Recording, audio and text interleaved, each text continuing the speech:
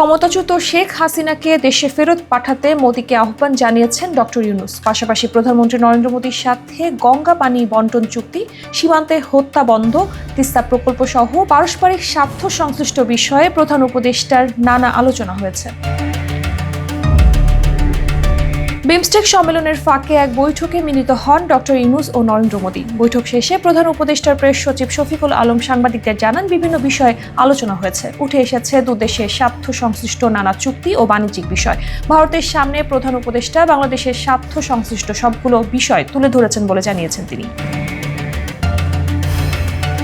তিস্তার পানি বন্টন নিয়েও কথা বলেছেন ডক্টর মোহাম্মদ ইউনূস। পুনরায় পানি চুক্তি নবায়নের ব্যাপারেও দুদেশের আলোচনা চলছে বলে জানিয়েছেন প্রেস সচিব শফিকুল আলম। সর্বোপরি মোদী ইউনূস বৈঠকটি বাংলাদেশের জন্য সফল হিসেবেই দেখছেন তিনি। তবে ভারত এই বৈঠক সম্পর্কে এখনো কোনো আনুষ্ঠানিক বক্তব্য দেয়নি।